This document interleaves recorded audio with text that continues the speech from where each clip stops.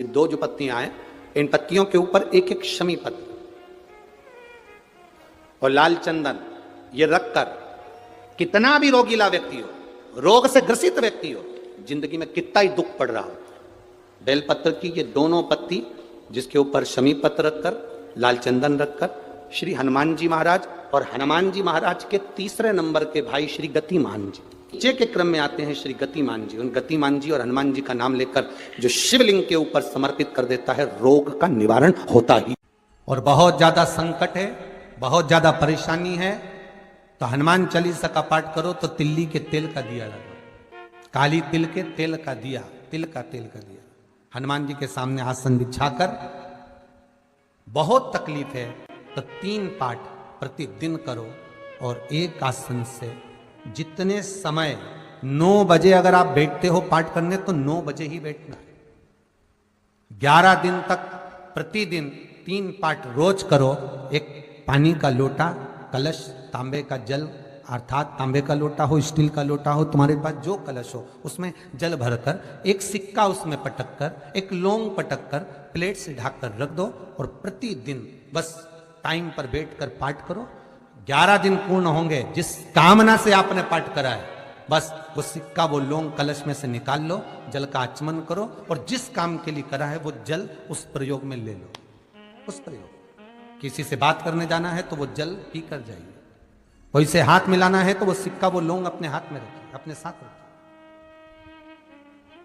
कई लोग कहते हैं हम तो बहुत दिनों से हनुमान चालीसा पढ़ रहे हैं, हम बहुत समय से राम रक्षा स्तोत्र का पाठ कर रहे हैं, हम बहुत समय से ये कर, अरे तो उसको नियम से तो करो। हनुमान चालीसा का प्रागट्य केवल एक दिल से की गई स्तुति, हनुमान जी महाराज की स्तुति, राम जी महाराज की स्तुति तुलसीदास जी ने केवल दिल से करी थी, केवल मन से। और ये नहीं कहते कि हनुमान चालीसा पढ़ोगे तभी भगवान, नहीं, आप दिल से अगर भगवान को पुकार लीजिए, आप दिल से पुकारो उसको, वो आएगा। शादी में देरी हो रही हो या कोई नया कार्य चालू कर रहे हो उसमें देरी हो रही हो, या कोई सर्विस के लिए, नौकरी के लिए जा रहे हो और वो कार्य नहीं हो रहा हो, तो एक धतूरा, केवल एक धतूरा, उस धतूरे को फोड़कर उसके अंदर का फल निकालकर उस फल को शिवलिंग पर चढ़ाकर 1 लोटा जल शंकर भगवान को समर्पित करकर, दिन होना चाहिए मंगलवार। कौन सा दिन होना चाहिए? जम के बोलो जरा, मंगलवार। हनुमान जी के सगे 5 भाई और हैं, आपको कथा में पहले कहा है, सुनिए कि नहीं सुनिए? जम के बोलो जरा, सुना है ना?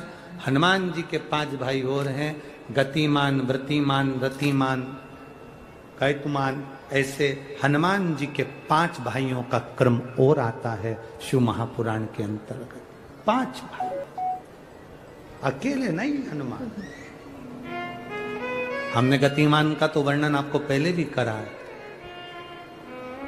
कि हनुमान जी के चरण के सिंदूर से जिस फैक्ट्री को, जिस गाड़ी को, जिस लोहे का जो कारखाना हो जो नहीं चल रहा हो, गाड़ी बार बार खराब हो रही हो और बार बार एक्सीडेंट हो रहे हो, बार बार तकलीफ भोग रहे हो, तो श्री हनुमान जी के भाई गतिमान का नाम लेकर स्वस्तिक बनाने का बोला था। याद है किसी को? जिसको याद है हाथ उठाओ। याद है आप लोगों को? रखिए रखिए। गतिमान हनुमान जी के भाई हैं, तुम चिंता ना करो। और समय आया और उस समय के अंतर्गत मां के सुंदर आनंद से पवन तनय संकट हरन मंगल मूर्ति रूप राम लखन सीता सहित हृदय बसौ सुरभूप। शिव के एक अंश मात्र, शंकर का एक स्वरूप माता अंजना के गर्भ में पहुंच गए।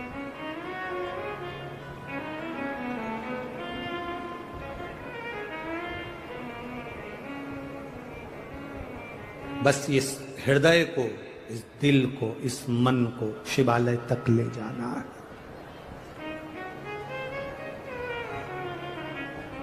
और जब ये मन, जब ये चित्त शिवालय तक पहुंच जाए तो समझ लो कि तुम्हारी जिंदगी की सार्थकता हो गई।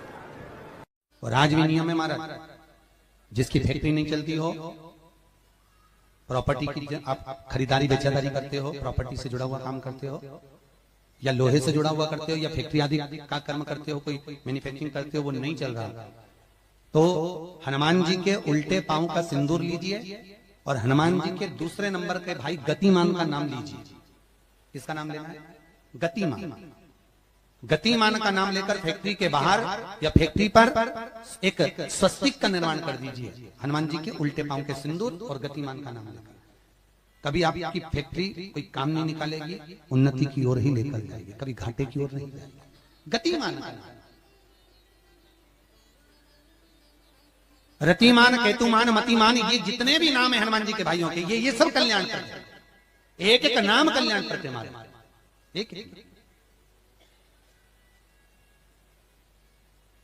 महाराज वो जिन बच्चों को निमोनिया हो जाता है ना, वो सर्दी का कोटा रहता है, बहुत सर्दी बच्चों को बनी रहती है, तो हर दिन 5-10 दिन में वापस दौड़ के डॉक्टर के पास लेके जाओ, फिर डॉक्टर के पास ले। वैसे तो डॉक्टर के पास बच्चे आजकल के जमाने के जाते ही जाते हैं, हर 15 दिन 20 दिन में। तो इसके पीछे वो चले जाए। एक हास्य व्यंग में हमसे पूछा किसी ने, महाराज जी आज के बच्चे बार बार हॉस्पिटल डॉक्टर के क्यों जाते हैं? तो हमने कहा देखो भैया, बच्चा जहाँ जन्म लेता है उनसे उनसे प्रेम ज्यादा होता है। पहले नानी के घर में पैदा होता था, इसलिए नानी के घर ज्यादा जाता था। दादी के घर में ज्यादा पैदा होता था, इसलिए दादी के घर ज्यादा जाता था। आज के बच्चे हॉस्पिटल में ज्यादा पैदा होते हैं, इसलिए हॉस्पिटल ज्यादा घूमने जाते हैं।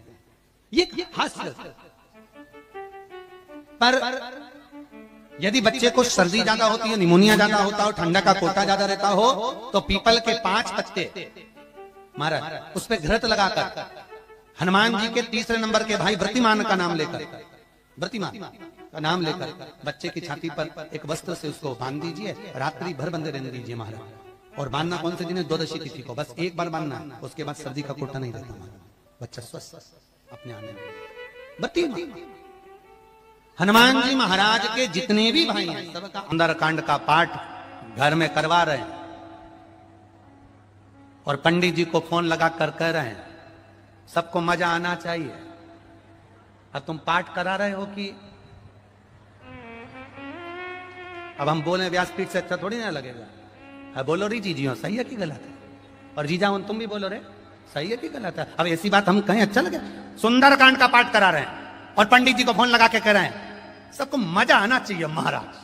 हम तो बहुत सारे सुंदरकांड करने वाले थे, परंतु हमने तुम्हारा सुना था कि तुम सुंदरकांड में बहुत मजा ला देते हो, इसलिए हम तुमसे करा रहे हैं, इसीलिए तुमसे करा रहे हैं। अब सुंदरकांड का पाठ, मेरे हनुमान जी की कथा, मेरे हनुमान जी का चरित्र मजा लेने के लिए नहीं है, मोक्ष लेने के लिए है। ये मजा करने का विषय नहीं है, ये मोक्ष पाने का विषय।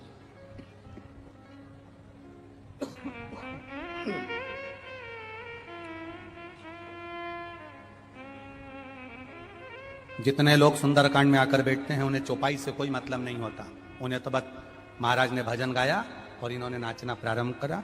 जिस सुंदरकांड में लोग ज्यादा नाच लें समझ लो वो सुंदरकांड सफल हो गया। नहीं, शिव महापुराण की कथा कहती है भगवान शंकर का एक अंश अवतार है मेरे श्री हनुमान जी महाराज। जब आप हनुमान जी के नाम का उच्चारण करें, जब आप हनुमान जी के नाम की भक्ति करें, तब जैसे हनुमान के हृदय में राम निरंतर दौड़ते रहते हैं, उस समय पर आप के भीतर राम नाम दौड़ना चाहिए, तो समझो कि हनुमान की भक्ति प्राप्त होगी, तो समझो कि हनुमान जी की भक्ति प्राप्त होगी। एंजॉय के लिए नहीं, मजे के लिए नहीं, भक्ति के लिए। कल आपको कथा में कहा था भीड़ बढ़ाने के लिए शिव पुराण में मत आना, कल भी कथा में कहा था और आज भी कराएं। भीड़ बढ़ाने के लिए शिव महापुराण में आने की जरूरत नहीं है। जिसको भीड़ बढ़ाने का शौक हो वहां चले जाओ। भीड़ बढ़ाने के लिए कभी शिव पुराण में मत आना, शिव पुराण में आओ तो भक्ति बढ़ाने के लिए आना कि मुझे शंकर का गुणगान करना है, मुझे भजन करना है, मुझे एक लोटा जल देवादिदेव महादेव को चढ़ाना है, मुझे शिव तत्व को प्राप्त करना है, मुझे शंकर का गुणगान करना है। मैं शिव पुराण से सीख कर जाऊंगी तो एकांतेश्वर महादेव को अगर कुछ नहीं चढ़ाऊंगी, 5 पेड़ की पत्ती तोड़कर चढ़ा दूंगी तो मेरा एकांतेश्वर राजी हो जाएगा। यह सीखना है हम। और मेरा विश्वास कहता है जितने लोग आस्था चैनल पर कथा सुन रहे हैं, जितने फेसबुक यूट्यूब पर कथा सुन रहे हैं, और जितने छत्तीसगढ़ की इस भिलाई की, इस पाटनगर की पावन भूमि पर कथा सुन रहे हैं, ये मेरा विश्वास कहता है, जिन्होंने एकांतेश्वर महादेव की कथा को सुना है, कभी एकांत में शिवलिंग मिल गया ना, तो ये मेरा विश्वास कहता है कि वो पेड़ की पत्ती तोड़कर जरूर चढ़ा कर आएगा, क्योंकि एकांतेश्वर से मुलाकात है। कथा में जाओ तो कुछ सीख कर जाओ, कुछ प्राप्त कर कर जाओ। तो मालूम पड़ा कथा में से गए और जैसे कि जैसे ही पहुंच गए लंका में गए, चारों तरफ उन्होंने लंका में देखा, जहां देखो वहां सुर नजर आ रहे थे, जहां देखो वहां राक्षस नजर आ रहे थे, जहां देखो वहां केवल योद्धा नजर आ रहे थे, जहां देखो वहां पर सब असुर ही असुर दिख रहे थे। पर हनुमान जी की दृष्टि अच्छी थी, उन्होंने कहा हलवाई ने पूरा पर्चा लिखा है पर तुलसी का दल नहीं लिखा, तुलसी का दल मुझे ले जाना पड़ेगा। तो हनुमान जी ने पूरी लंका में सबसे पहले तुलसी का दल ही ढूंढा, विभीषण का घर ढूंढा।